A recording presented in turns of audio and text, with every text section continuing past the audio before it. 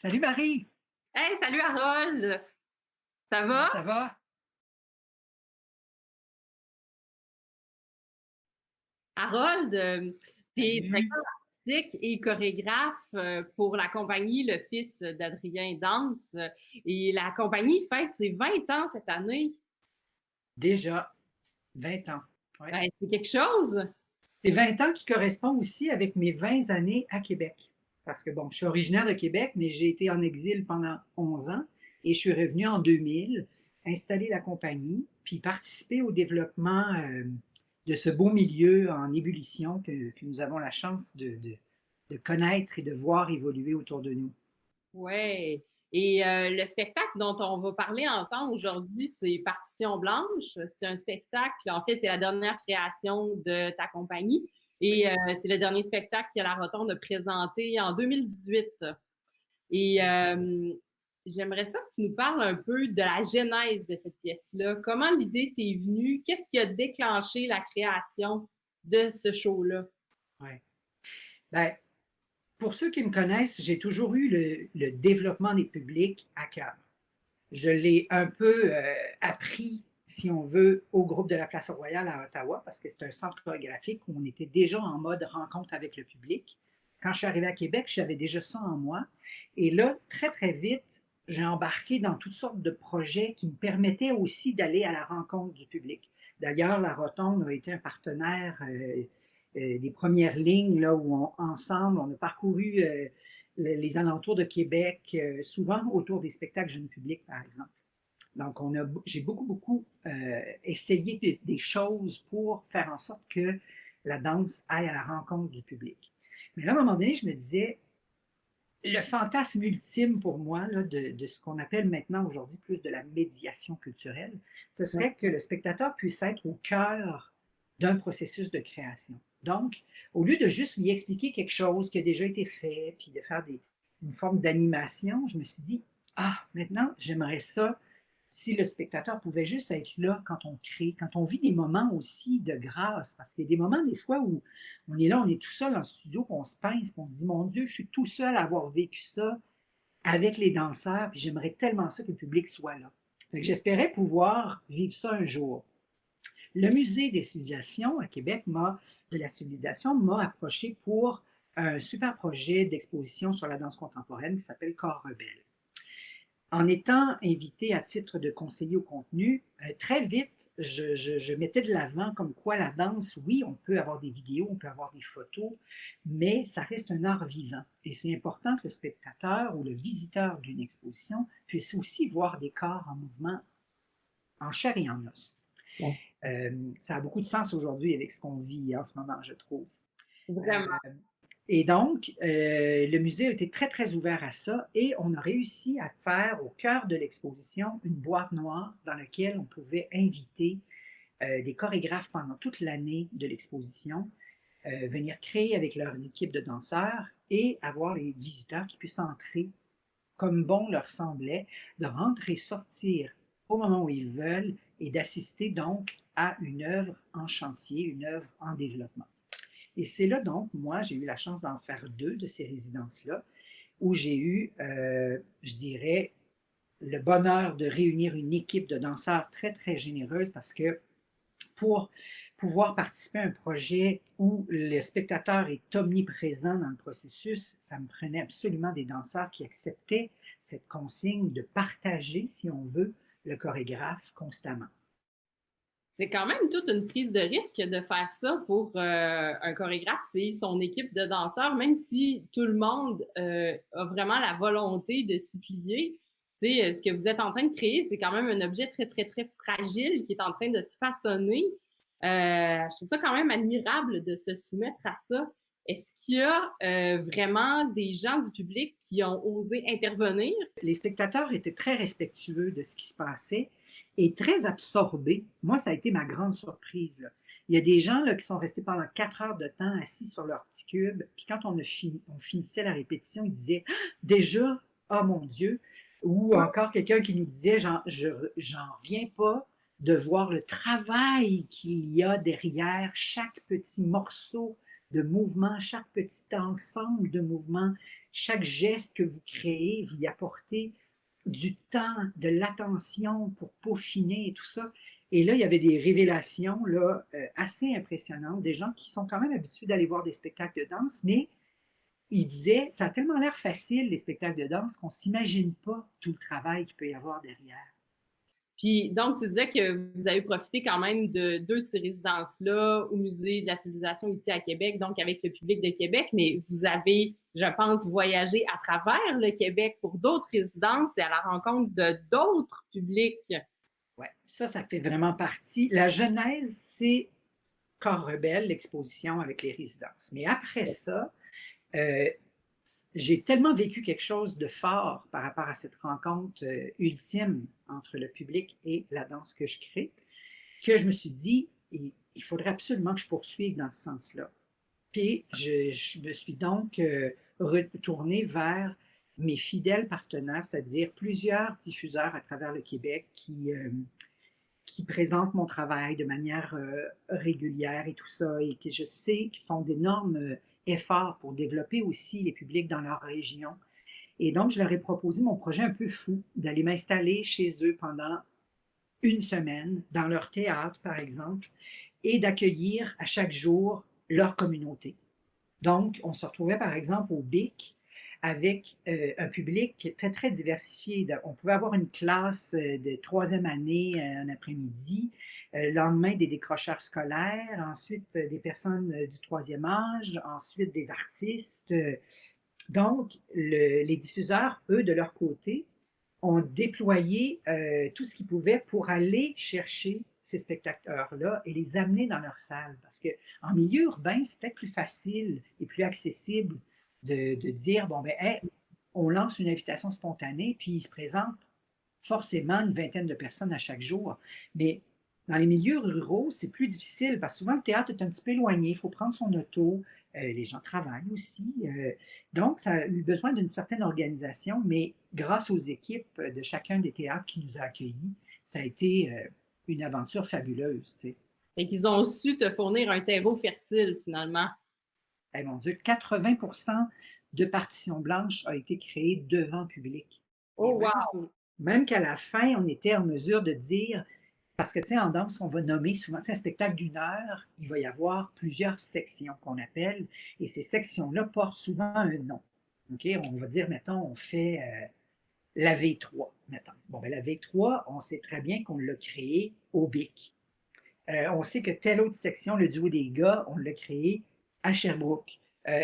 Donc, chaque section avait un peu une couleur, une saveur, beaucoup teintée, et c'est ça le bonheur des résidences de création, c'est de pouvoir sortir de son studio et de se laisser influencer, se laisser colorer par l'espace et Ouais. les gens qu'on rencontre à travers les différents lieux. Fait que Partition blanche est teintée de toutes ces expériences-là qu'on a vécues.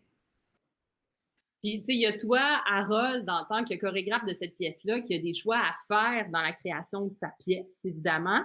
Mais il y a toute cette volonté de permettre la participation du public. Et donc, s'il y a participation du public, je me dis, il devait aussi y avoir participation des danseurs à la chorégraphie.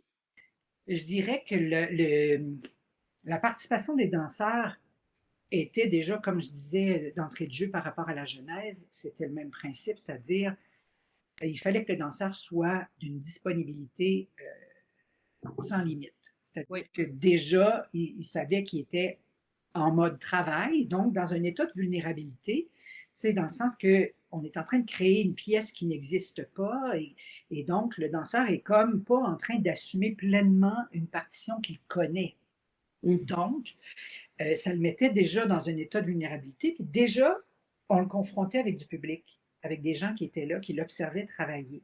Fait que, tu sais, imaginons là, que ça peut créer quand même une situation particulière, Ouais. mais les 6 danseurs de Partition Blanche étaient tellement disponibles que ça s'est fait, là, mais dans des allers-retours constants. Moi, souvent, je m'assoyais dans la salle avec une petite régie lumière, une petite régie son. Je manipulais mes affaires. Là, je me retournais tout à coup vers le spectateur puis je disais, qu'est-ce que vous pensez de telle chose? Moi, je réfléchis à ça, puis je suis pas sûre que ça fonctionne. Qu'est-ce que vous en pensez? Les danseurs venaient en bord de scène, euh, discutaient avec nous. C'était vraiment un échange constant. Et là, tout à coup, OK, parfait, on réessaie, on remet la musique, je change la lumière, le danseur repart. Et là, le spectateur vibrait au même diapason que moi et que les Wow! danseurs. Ça crée une synergie très, très riche. Wow, OK. Mais tu as aussi des collaborateurs qui ont travaillé sur le spectacle, tu sais, Oui. quelqu'un qui était aux lumières, aussi quelqu'un au costume, la musique également. Comment est-ce que tout ça s'est orchestré? Ben, pendant toutes ces résidences-là, j'aurais aimé avoir mes collaborateurs présents à chacune d'elles. Ce n'était pas possible pour des raisons économiques.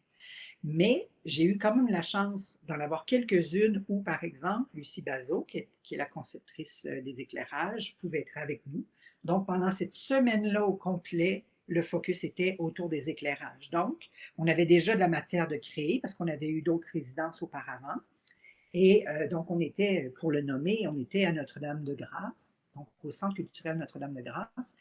Et là, Lucie avait fait son montage, avait sa régie très, très près de la scène. Et là, on se concentrait vraiment sur les éclairages. Fait que les spectateurs qui venaient, en plus de voir la création chorégraphique, participaient aussi à cette création de lumière. Fait que c'était vraiment fabuleux. Puis je dirais que toute l'atmosphère qu'on connaît de Partition blanche, notamment, on s'est beaucoup inspiré des clairs-obscurs de Rembrandt, par exemple. Donc, quand on regarde les toiles de Rembrandt avec les corps très noirs, très obscurs, et tout à coup, il y a juste le visage qui apparaît dans la lumière, bien, Lucie s'est beaucoup inspirée de ça pour les éclairages. C'était très stimulant de voir ça naître, parce que des fois, la lumière peut arriver dans un spectacle de danse à la dernière minute. Quand on n'a pas la chance d'avoir des résidences de création, on crée en studio, puis là, tout à coup, on a quelques jours dans le théâtre, puis on voit pour la première fois nos éclairages, puis des fois, on fait oh mon Dieu, OK, ça a tellement une influence sur le mouvement que je voudrais que j'aie le temps de pouvoir adapter, utiliser cette lumière-là aussi. C'est pas juste un accessoire, une lumière. Souvent, on va dire que c'est même un personnage dans une pièce. Et dans Partition blanche, l'éclairage est vraiment de toutes les beautés. Là, c'est beau. Et on a utilisé la fumée. On en voit souvent de la fumée, mais la fumée Oui. est omniprésente dans le spectacle et fait des dessins magnifiques dans l'espace avec l'éclairage qui passe à travers et tout ça. Donc, ça ajoute énormément de relief. Fait que ça, là, on l'a découvert au Centre culturel Notre-Dame-de-Grâce. On n'aurait jamais pu faire ça en studio, on n'aurait jamais pu faire ça 2 jours avant un show. Là. Même chose avec Vincent Roy pour la musique. Il est venu s'installer avec tout son équipement pendant une résidence et a essayé des choses en direct avec nous et a tellement compris de choses par rapport à la dynamique, par rapport au rythme, par rapport à la musique des corps aussi, hein, parce que la danse sans musique, c'est très musical aussi. Il y a des sons, il y a des rythmes, il y a des souffles, des respirations, des bruits au sol. Donc, de respecter tout ça et de pouvoir mettre ça à travers sa musique à lui, ça a été fabuleux. Il n'y a que les costumes, en fait, de Sébastien Dionne qui n'ont pas été créés en mode résidence, mais moi, j'avais une idée quand même assez claire de ce que je voyais et j'avais envoyé des images d'inspiration à Sébastien, puis à un moment donné, il est arrivé avec les costumes parce que je voulais vraiment qu'il y ait un costume très précis dans Partition blanche. OK. Puis, justement, à propos de Partition blanche, la captation avait été faite à quel endroit? Et dis-nous, est-ce que le spectacle a évolué depuis? En fait, oui, ça tombe bien que tu me poses la question parce que la captation que vous allez voir, excusez-moi d'avance, n'est pas d'une qualité HD++, pour la simple et bonne raison que quand on a fait cette belle captation multicaméra et tout ça, c'était au tout début de la vie de Partition blanche. Et on le sait, une pièce en danse évolue au fil des représentations. Et donc, 2 années plus tard, la pièce avait tellement évolué, s'était resserré, on avait fait des coupures, des changements.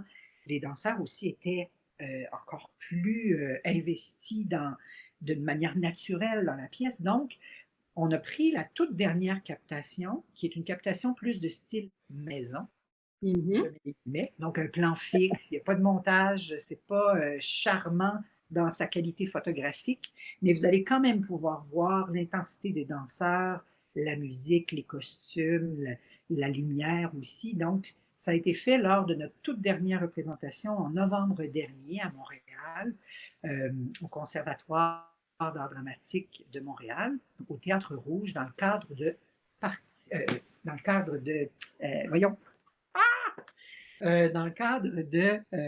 Parcours danse, tu veux dire, je pense. merci, merci, j'ai juste partition blanche.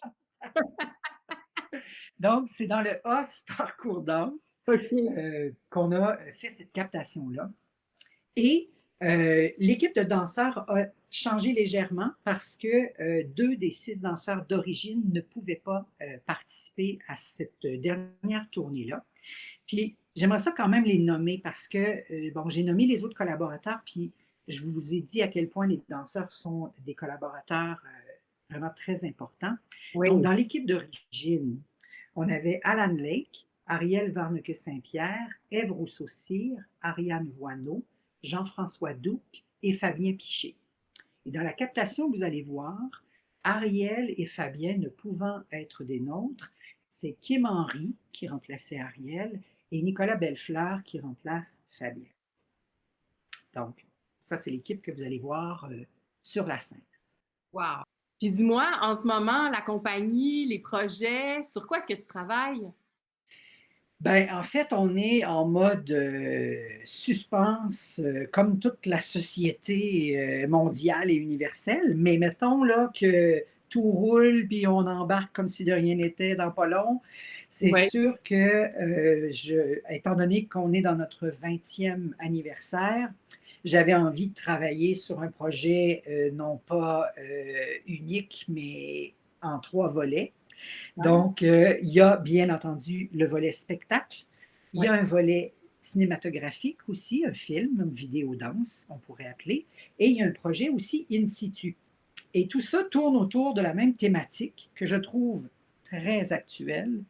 C'est en fait une relecture d'une pièce que j'ai créée en 1998 qui s'appelle Les 10 commandements. Donc, une pièce, vous avez compris, avec 10 danseurs. À l'époque, c'était quand même ambitieux pour moi parce que j'étais un petit jeune de la relève, puis je me lançais dans un grand projet, puis c'est grâce à Densité qui avait accepté de coproduire mon spectacle, puis de le diffuser et tout ça, que j'ai pu le réaliser.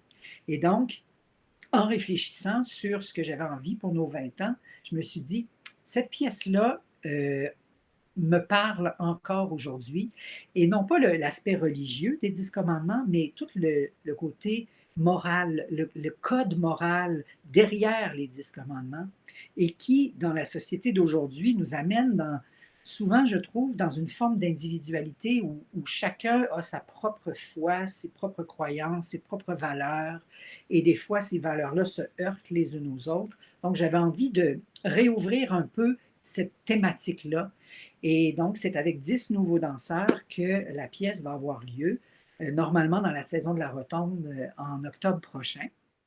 Ben, juste avant d'inviter le public à aller découvrir justement le spectacle Partition Blanche, je te laisse le mot de la fin, Harold.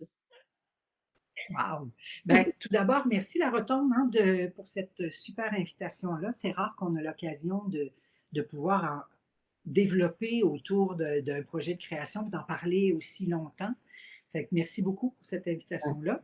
Et ben, je vous invite au cœur de Partition Blanche. Vous allez voir, c'est une micro-société de 6 interprètes magnifiques qui, ensemble, à travers des solos, vous allez pouvoir les rencontrer individuellement, mais collectivement aussi. Et c'est de voir comment, beaucoup autour de l'empathie, hein, parce que pour moi, je suis dans un cycle en ce moment autour de l'empathie, et Partition Blanche est vraiment, je dirais, au cœur de cette thématique-là de l'empathie. Donc, en ces temps, je dirais, agités et troubles, où on est loin les uns des autres, de voir cette communauté-là très serrée, je pense que ça peut être un petit baume sur le cœur. Alors, je vous invite à rentrer dans l'univers de Partition Blanche.